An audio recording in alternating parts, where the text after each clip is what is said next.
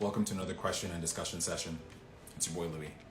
Today's topic is going to be yet another dilemma about risk versus safety. But you can be the judge about which path to take at the end of this discussion. Let's get into it. So by now you know that I like to keep these discussions fairly open, so let's think wide and apply it to pretty much all areas of our life.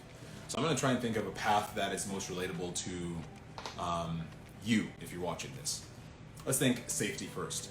So follow me through this path of this character called Frank. Frank grew up in a place with a great education system, so he graduated from high school, did the university thing, graduated there, got a new job, great, got married, bought a house, had kids, and followed the same process all the way through with them. Didn't try anything new. He kept his money in savings accounts, didn't really invest that money, didn't really focus on trying something new with respect to maybe starting a business. He just followed the trajectory of the old way of doing things, at least in my opinion, like follow that path of, education, house, savings account, safety, nothing risky. And, everything's going well for Frank because he's in an environment that permits or allows him to do that until 2020 happens. For us to preface 2020 because we're talking about a health crisis which led to an economic crash versus other economic crash years that weren't necessarily influenced by a health crisis of this scale, right? So contextually, we have to be considerate. But the individual Frank had to rethink his trajectory or his life path in both instances. And the most recent one the most recent event prior to 2020 was in 2008. So let's just combine all those years, 2020, 2008, 2001, and work your way down. And just consider them as the main disruptors of the status quo flow that we just went through with Frank. And what happened after that? Frank lost his job.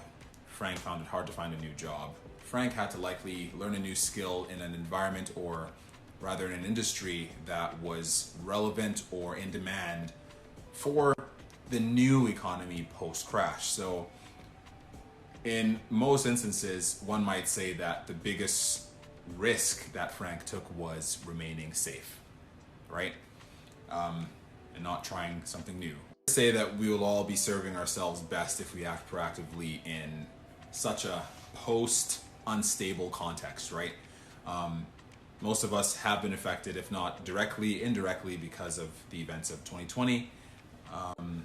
And it quite literally pushes us to a point of having to rethink the trajectory of the status quo life that we described again with Frank. Now, if you're to place your bets anywhere, if you were a betting person or if you were trying to make a calculated risk, it would most likely have to be in an area that has a larger rate of return or return on investment over a long period of time, right? So I was just discussing this with a friend a few days ago about the now very widely talked about cryptocurrency market and NFTs, and how as artists, artists stand a greater chance of actually making a living off of their work as opposed to artists of old, which essentially never saw a penny of their work. And people like us now in today's world are reaping bountifully from their great works, right? So we that whole model of being an artist or being an owner of your own intellectual property or someone that has created something, that whole model of having to pay to play has been flipped on its head. And accessibility is has become a little more easier for the everyday individual. So these are the kinds of thought processes that we were having a discussion over, and this conversation by no means scraps Frank's trajectory, because ultimately that would be the dream life, right? You only do all those things that Frank did and you're set for life. Come on, man, that's pretty easy. I love that. Sign me up. But it doesn't always work out because you have outliers like 2020 and 2008, 2001, and other factors in between. It could be a very, very saturated job market, or maybe other factors. It's a list we can essentially just stay here for days. So yeah, we can stay here for days going through that list of factors, but I don't want to do that. That's going to be a Debbie Downer moment, and I don't want to be that person for you. So I'm going to leave you with a thought process of solutions that you can implement today or tomorrow. But let's focus on doing them today. At least the thought processing portion, because it's the thought that counts. If you're the type of person to earmark your money to a particular plan or objective, like a trip, a house, a car, I support that thinking. I think you're doing a good thing. You have a purpose to your earnings, and that is something that we need to do more of. So for those of you that are doing that, kudos to you. For those of you that have been thinking about it, kudos to you as well. Move forward and put it into action. But I'd love you to also consider taking a little bit more risk in your overall financial, socioeconomic plan, and invest in companies that you've done the research on that will skyrocket over time. So it's completely fine if you're not the type to invest in businesses and do the stock thing. If you're into just buying hard assets like real estate, like a bunch of homes, if you're looking to investing in precious metals or cryptocurrencies, that's your gig, by all means do that. But add that extra layer of curiosity to your overall outlook on life, because you never know where that might take you. By all means, this is not financial advice, let me just say that now, but it is something that I would advise for you to.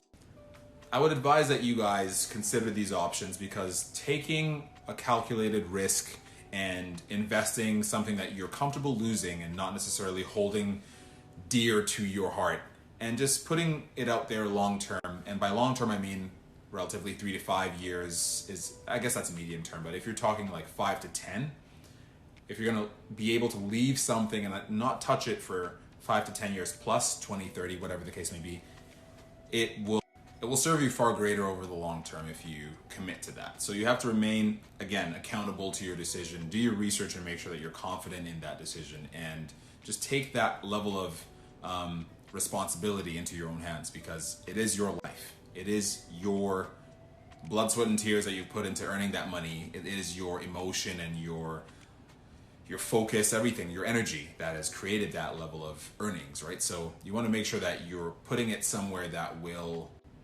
enable you to sleep well at night. Or don't do it. It's really up to you at the end of the day. But I think it's important to consider all these factors.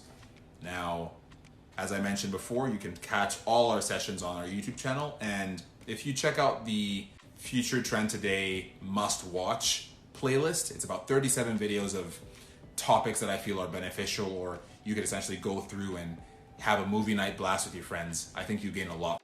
I believe that you'd gain a lot of value from it. So by all means, check it out if you'd love to get a better understanding of why I think the way I think regarding this topic of risk versus safety, and make your own conclusion from that. But either way, the conversation does stem back to a contrasting of two sides, right? Safety and risk.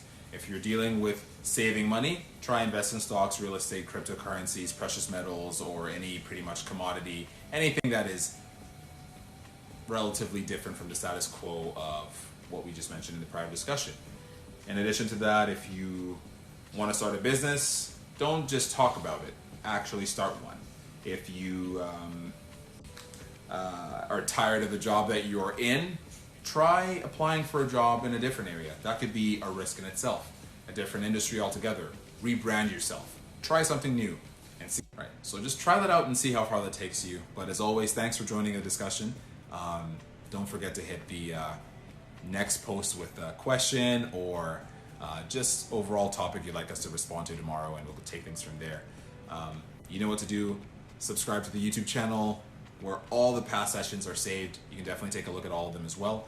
And just let's keep this conversation going, because I know there's a lot of value we can each bounce off each other. So as always, thanks so much, and I'll catch you soon. Bye.